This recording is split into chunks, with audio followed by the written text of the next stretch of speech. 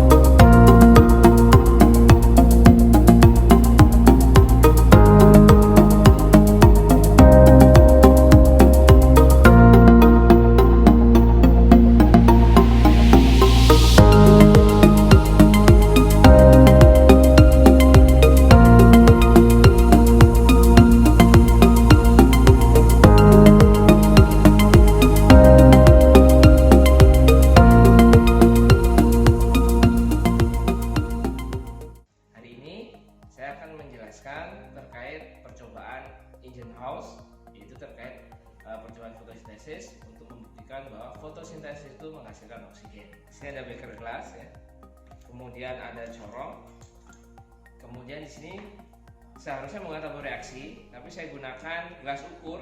Harapannya oksigen yang dihasilkan bisa terukur jumlahnya. Kemudian bahannya di sini ada ganggang ya, ini atau tanaman yang biasa hidup di air, yang kita coba. Kemudian di sini ada air ya. Caranya yang pertama kita masukkan terlebih dahulu ganggang ini ke dalam corong ya. Sebelumnya ganggang ini dipotong dari tumbuhannya ya, dari akarnya dengan pemotong yang sedikit miring ya, ada kemiringan potongannya ya, dengan silet atau cutter ya. Ini dimasukkan di sini, kemudian ini diganjal ya di bawahnya supaya apa? Supaya tidak kekurangan CO2 ya, nantinya tanamannya tidak kekurangan CO2. Kemudian kita isi air. Nah, jika mengalami kesulitan dalam mengisi air, kita bisa masukkan alat ini langsung ke ember yang sudah penuh dengan air ya. Kalau mungkin mengalami kesulitan dalam mengisi air, kita isi airnya di sini. Ingat, jangan sampai ada udara di tabungnya ya. Kita harapkan udara yang terdapat di tabung nanti adalah oksigen hasil fotosintesis. Itu sebabnya proses pemasangan alat ini kita lakukan dalam air supaya meminimalisir adanya gas lain. Oke, sekarang kita bawa ke tempat yang terdapat sinar sehingga nanti kita bisa amati jumlah oksigen yang didapatkan ya. Harapannya bisa terukur karena kita menggunakan gelas ukur ya. Oke, lanjut kita taruh di tempat panas. Nah, di sini nanti kita amati, di sini akan mulai terbentuk gelembung-gelembung kecil ya. Gelembung-gelembung yang kecil ini yang dasarnya adalah gelembung oksigen. Ya, ini gelembung udaranya luar biasa, banyak sekali. Nah, kenapa kita menggunakan gelas ukur tidak tabung reaksi? Jika tabung reaksi, jumlah gas yang dihasilkan tidak bisa terukur. Sedangkan kalau kita menggunakan gelas ukur, jumlah kita bisa ukur dalam waktu tiap menitnya nanti ya.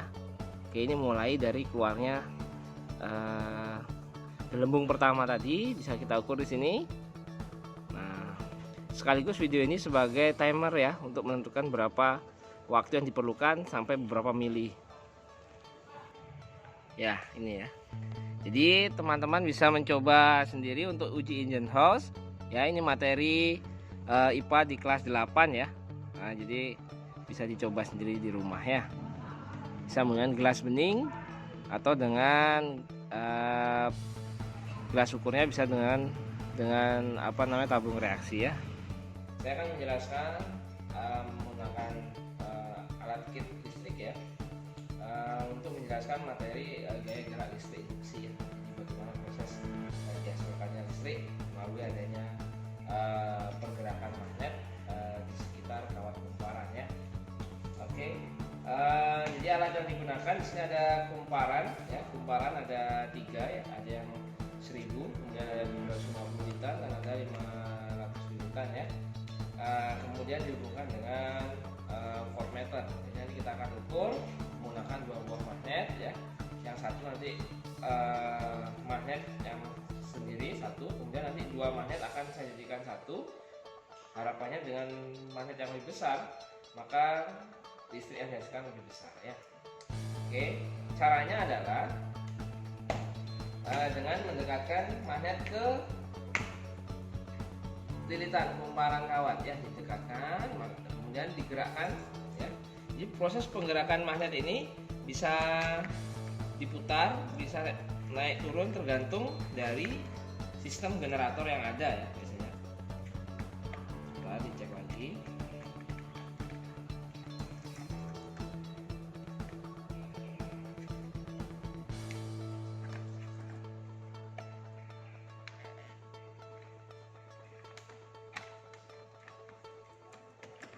Ya, nah jadi seperti ini. Jadi prinsip terjadinya listrik adalah adanya magnet ya, adanya medan magnet yang ditangkap oleh kawat kumparannya atau flux magnet namanya ya. Jadi ini syaratnya harus digerakkan. Jadi kalau magnetnya hanya didiamkan saya tidak akan menghasilkan listrik, ini harus digerakkan ya. Nah, kemudian yang terukur ini yang kita baca, karena ini volt kita pakai di skala terkecil yaitu 0,1 volt ya, ini 0,1 volt. Nah, ini nanti yang dibaca yang ini, garis yang ini ya.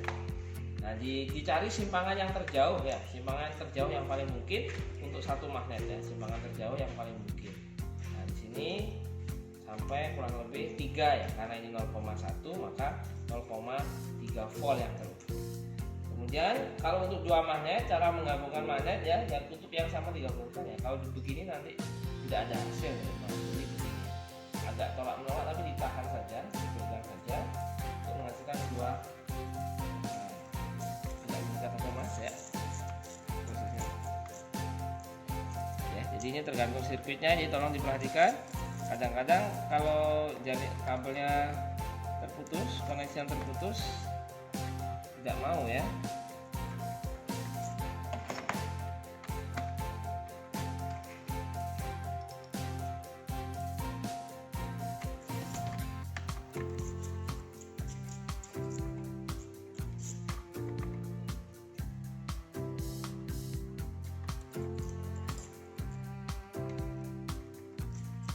Ya, ini yang dua, yang magnet yang dua, artinya kekuatannya kita perbesar.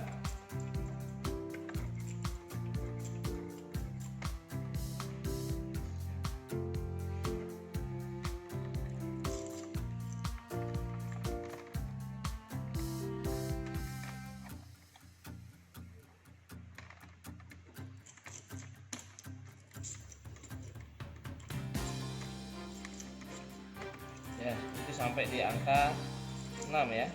Ini ya, di sini ini angka 6. Dengan dua magnet kita bisa sampai di angka 6 keseimbangan jauh, artinya 0,6 volt. Ini contohnya, nanti bisa dicoba di lilitan yang 750 dan yang 500 ya hasilnya. Oke, terima kasih. Oke, selamat pagi anak-anak semua. Hari ini Pak Guru akan menjelaskan terkait percobaan praktikum ya, yang berjudul pembentukan kembali kristal kapur barus ya. Pada percobaan ini kita akan melarutkan kapur barus, kemudian akan kita uapkan dan kita dapatkan kembali dalam bentuk kristal kapur barus hasil sublimasi ya.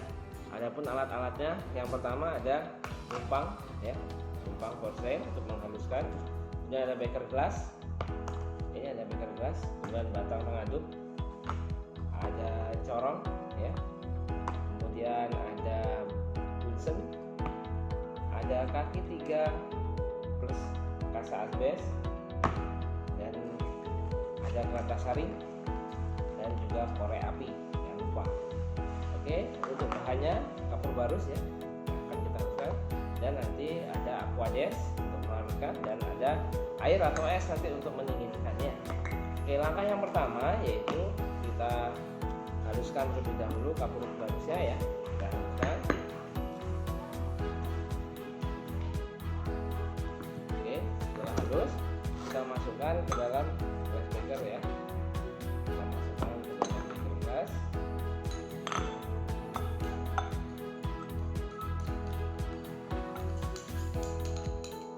Oke, setelah masuk seluruhnya kita tambahkan aquades.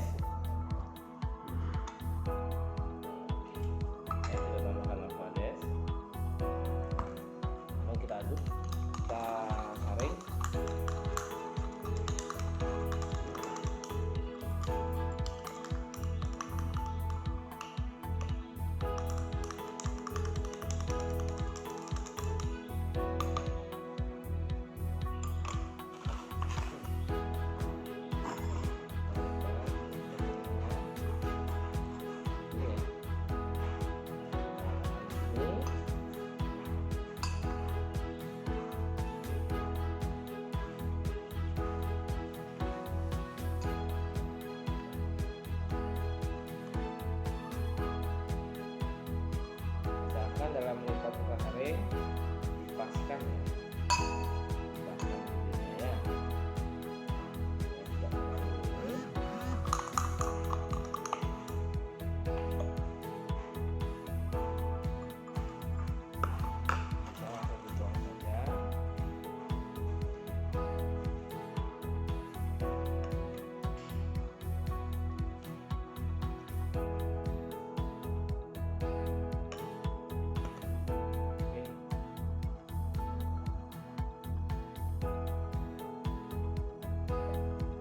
Ada pegangan ya, karena kebetulan di ini kurang lengkap alatnya pegang ini ya, corong.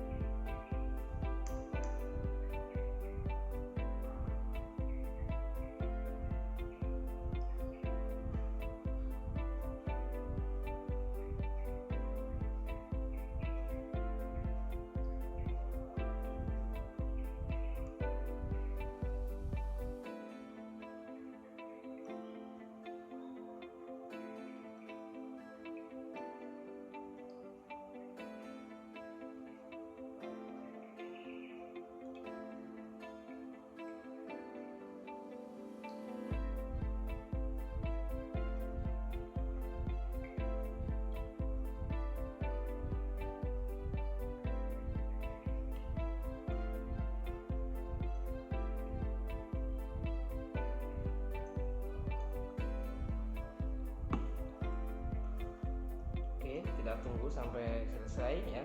Jadi kapur barus yang larut masuk ke sini ya.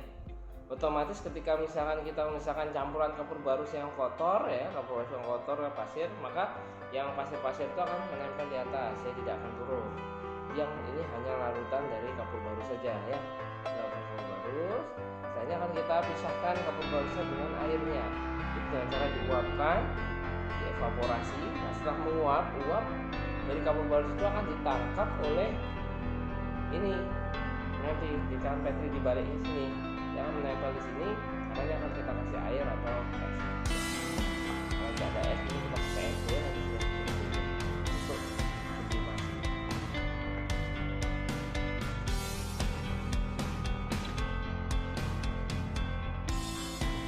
Ini dirasa cukup.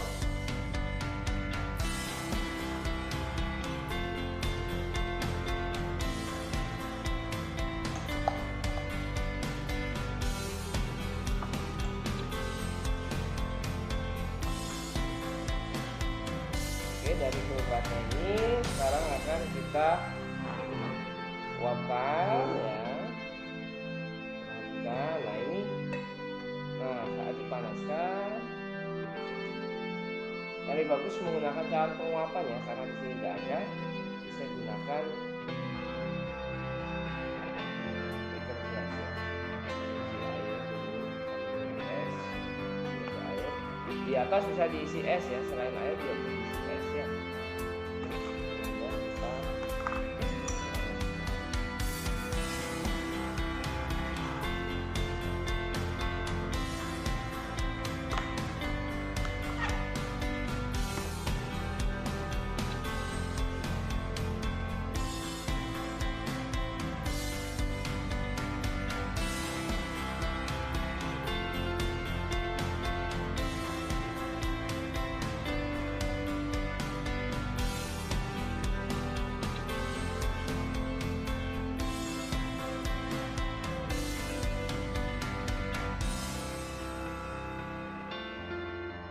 Hari ini saya akan menjelaskan terkait keselamatan kerja di laboratorium, yaitu terkait dengan penggunaan APAR. APAR adalah alat pemadam kebakaran yang ada di laboratorium.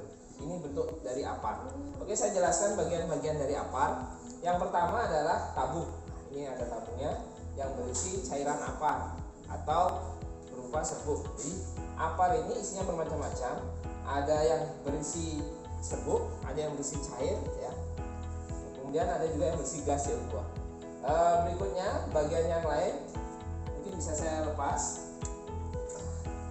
Jadi ini contohnya tabung dari APAR ya. Nah, di sini ada, ini namanya bracket ya. Bracket untuk meletakkan APAR, gantungan. Kemudian ini ada sabuk ya. Ini sabuknya. Ini sabuk ini untuk meletakkan ujungnya selang ya. Berikutnya di sini ya, ini ada pressure untuk mengetahui tekanan yang ada dalam tabung. Kemudian ini namanya nozzle, selang ini untuk mengarahkan cairan APAR ke arah api. Kemudian ini handle ya, handle ini sebagai pegangan. Selain itu juga sebagai alat untuk membuka atau mengeluarkan cairan, karena di dalam sini ada katup ya, ada katupnya. Nah, di sini ada kuncinya, ini namanya pin. Nah, ini tidak akan bisa digerakkan sebelum pin ini dicabut ya. Oke, itu. Nah, sekarang kita akan coba menggunakan alat ini. Yang perlu diperhatikan saat menggunakan APAR ya, yang perlu diperhatikan adalah arah angin ya. Jadi jangan kita menyemprotkan ini melawan arah angin. Kita harus searah. Supaya apa? Supaya maksimal cairan ini bisa, atau isinya dari APAR ini bisa mengenai sumber api. Jadi harus searah dengan angin.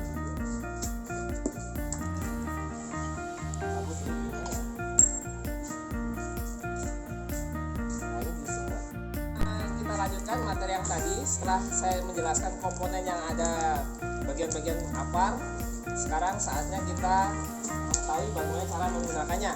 Nah, yang pertama sebelum kita gunakan, kita harus memantau terlebih dahulu kemana arah angin ya. Arah anginnya ini kemana? Nah, supaya tidak salah ya, harus searah dengan angin. Ini arah anginnya ke sebelah kiri ya. Jadi kita akan coba semprotkan, tidak usah ragu-ragu, yang keras saja ya. Seperti itu caranya, nanti bisa dipraktekkan sendiri. Jadi ketika ada kebakaran, tolong tidak usah buru-buru atau tergesa-gesa, kita pelan-pelan ya.